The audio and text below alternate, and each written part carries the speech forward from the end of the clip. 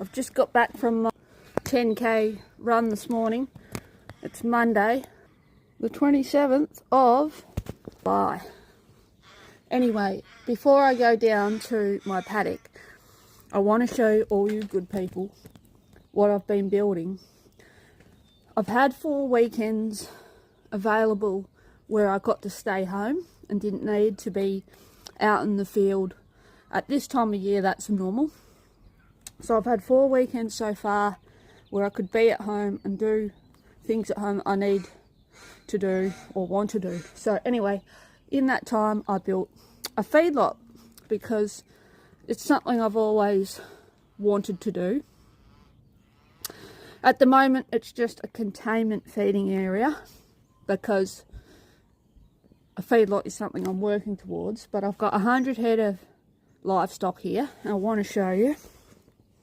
There's some of my lammies down there. I want to show you this before I head off and feed. And so they're scattered everywhere. Right, there's some down there. There's heaps that you can't see that are around the corner. There's some more down there. That's my original flock. So please ignore the scrappy mess I'm still working on. Hear my voice and they know it's feed time. Look at them. They come out of nowhere when they know I'm coming out. So this place hasn't been touched for 10 years, right? I know it's hard to believe because I've been here for that long, but I've been doing other things and I haven't had time to work on infrastructure. And I didn't have the resource money either. And so I've just started rebuilding this place. So I've had 4 weekends at home and I've rebuilt a lot of the fence lines. I've built brand new fence lines. So that's a fence line there. This is a brand new fence line that's not finished yet. That's my gateway, my box end, some of the posts I didn't need. Down and have a close look. So I dug all those holes by hand and there's lots of rubbishy stuff that I need to clear out and take away. Ugly thing there when I first moved in. And so yeah, my paddocks are rubbishy. The place hasn't been fertilised for 10 years. I didn't fertilise. I'll talk about that once we're down the paddock feeding out, but we're going to go and feed the first group of lambs now. And I've got a mixed bunch in there. I've got ones that I bought 3 weeks ago. And I've got ones that I bought 2 days ago. So there's a different weight range amongst them. And I think it will be really good to video this because there's a huge difference between them. And I'm incredibly impressed on the ones and what they look like that I bought 3 weeks ago. And the ones that I bought 2 days ago. Like, there's just night and day difference, and it's good to see that what I'm doing is working, especially for the fact that none of them are on their back with their legs poking towards the sky. That was the main thing. So we're heading down to the paddock now to feed out to the first group of lambs. It's been quite a cold winter. Lambs don't put on as much weight if they have to keep warm, but I think mine are happy. There's some more.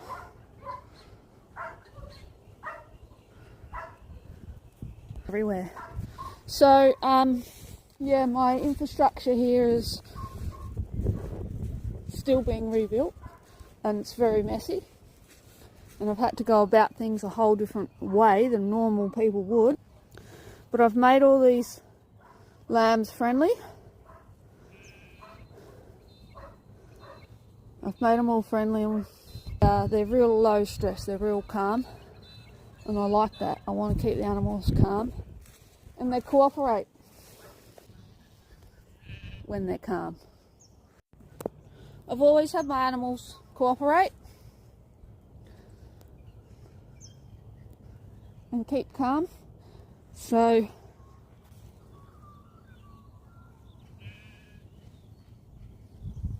waiting for feed time. They're going to start running from everywhere soon.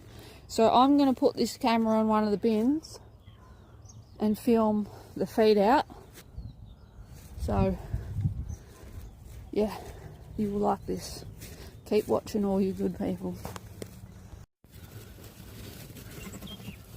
Here we go. This is such a rewarding part of the day. I'll be heading out soon to test a group of bull semen qualities, but I love this part of the day. Watch this.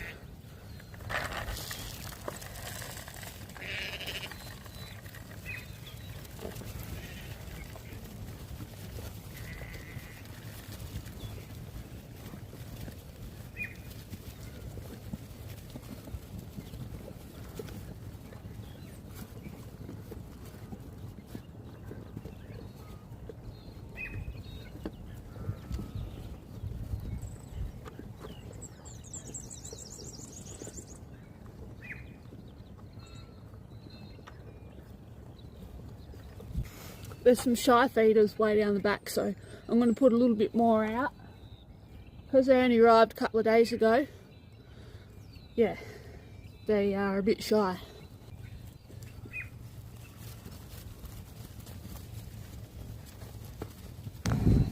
So basically that's my first group of lambs. Some of them are still down around the corner eating the hay. Some of them are still getting used to the system here. So there's about 50 in this paddock, 50 in the other paddock, and I'm about to make this new paddock, and I'm getting 50 this week. And I'm going to separate this new 50 because then I can gradually build them up properly on the pallets. It's not ideal probably to feed them on the ground. My infrastructure for that is still in progress as well. But this is the new fence line I've built. I just dug that hole yesterday. So I've dug all these holes myself. I concreted the box ends in.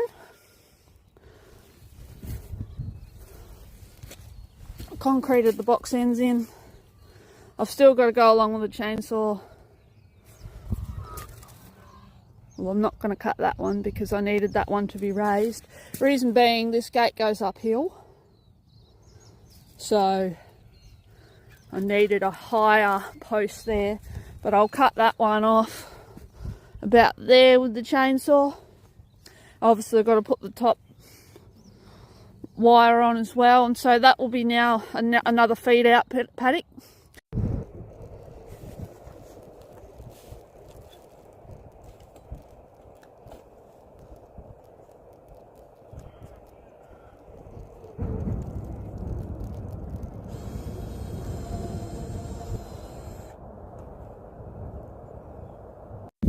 I think we might be on the money. I've just walked back a little bit and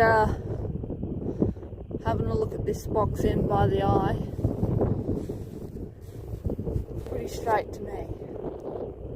The mark is here. So you can see there's quite the gap.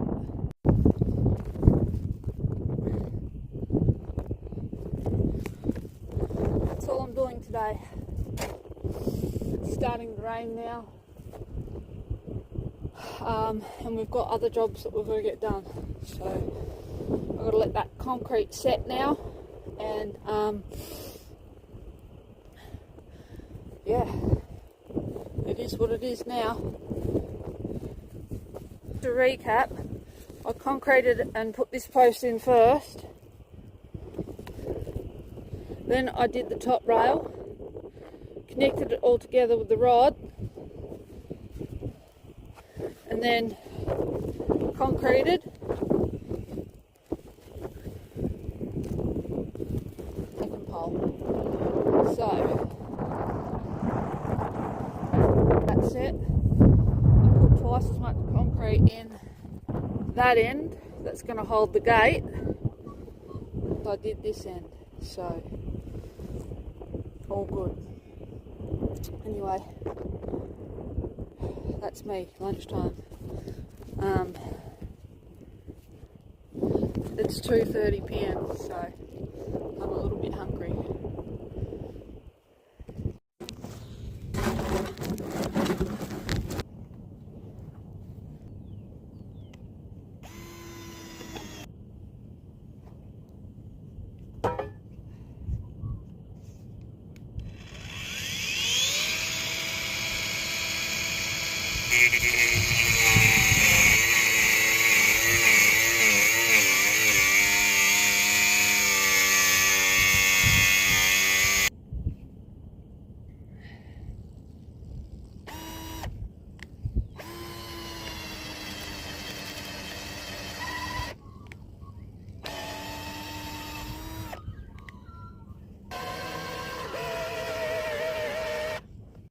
So it's Sunday night, it's nearly 6 o'clock.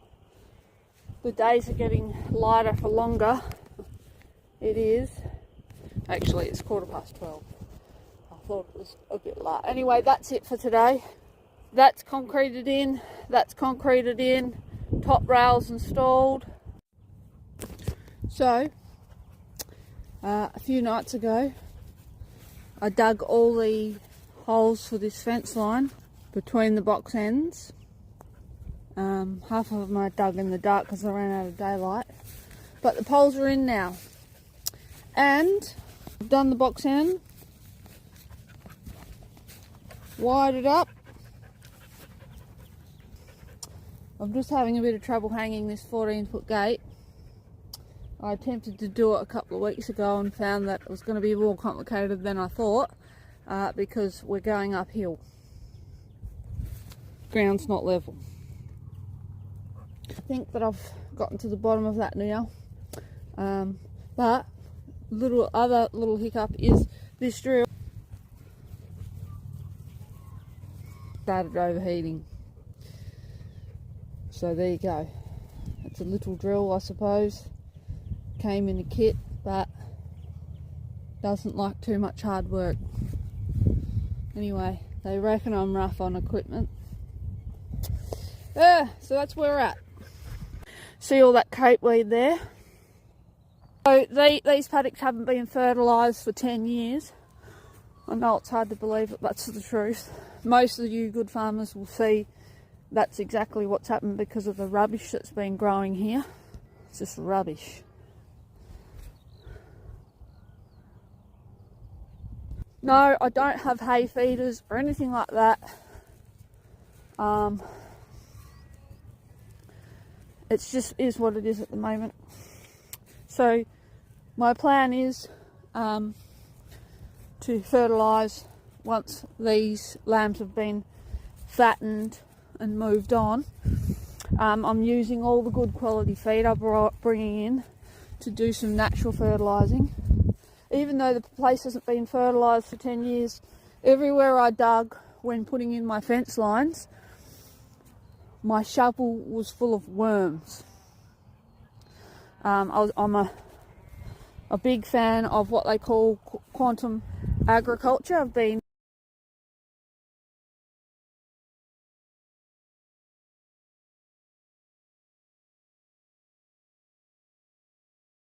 following quantum agriculture for 25 years now. A lot of people wouldn't have heard of quantum agriculture. It is American, but basically it's the beginning of regenerative ag and using all the natural resources and working with nature and working with what's naturally under the soil and building up the microorganisms. Over 10 years ago I got right into dung beetles, and I met the dung beetle man who specialises in it. I met him a number of times at Sheepvention back in the day, so I wasn't too worried for the first 10 years of this land being all unproductive mainly too, I didn't have time to work on it. I had other things going on, and so now the opportunity this year has presented itself to utilise all this land and try and get the most out of it, but I want to do it in a natural way. So I'll use the stock to graze the paddocks down hard and use the natural feed that I'm bringing in that's rich in nutrients to build the soil nutrients up. I will also put out requirements for the soil so it unlocks all the goodies. Lime will be going out, potash, and I'll use grazing, and I'll see what natural pastures then evolve from that, because I believe that I've got a lot of good clover and other good grasses hidden down there somewhere, and I just want to see if we can get them out naturally. Then if we need to, I'll put out some good pastures. I'll probably go a cock's foot or something like that. I'm very rusty on all this. It's been a long time since I've had to be heavily involved in doing this sort of thing. I've been running companies for people, been running my own companies, building my own companies, and I've sort of lost touch a bit with building the farm back up.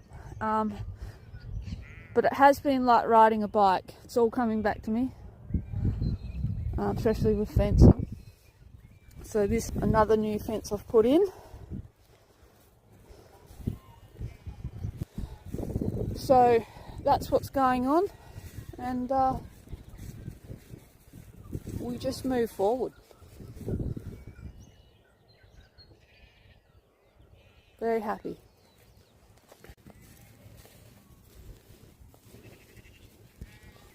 I don't want animals running away from me.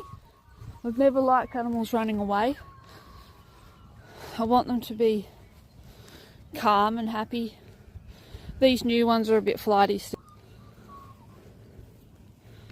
They're like running away.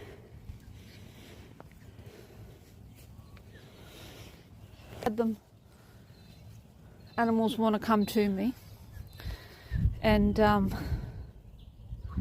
understand that closer to me is safety.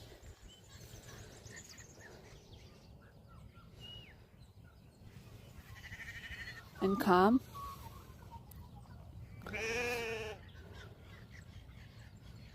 And I try and generate the same response on all the farms I work on and with all the animals that I work with.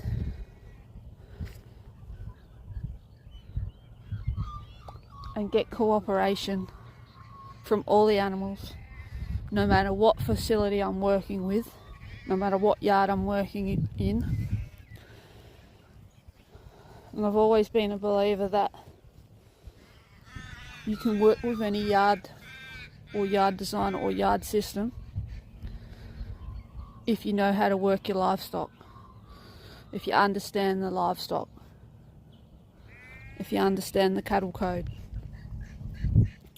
You can get the best out of your animals. And I know a lot of people are turning to devices that hang off the animal, tags, collars, to be able to monitor the animal and tell them what the animal is doing and all those sort of things. But I still think if you understand your livestock, they don't run away from you and they're not scared. And the human interaction with them is calm. I think you get a lot more out of your stock. And you know the ins and outs of the animals then. You're looking at them yourself with your own two eyes and you understand them.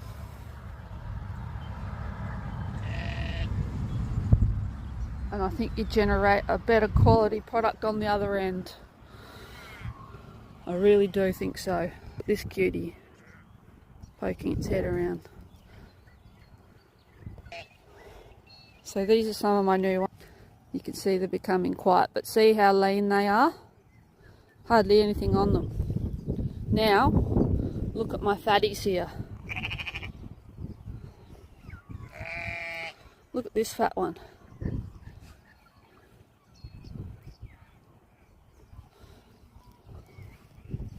Skinnies, 25 kilos.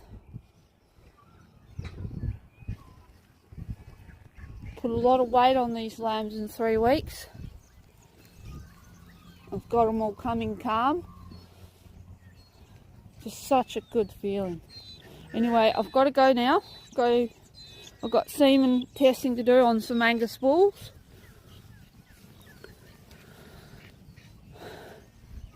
And then I'm freeze branding Angus cattle for the rest of the week over in South Australia. And I'm also looking forward to that. It's a new client. I haven't met these people before. I just know that these people are good people, and I want to spend my time with good people and do a good job for these people. So that's what we're going to do.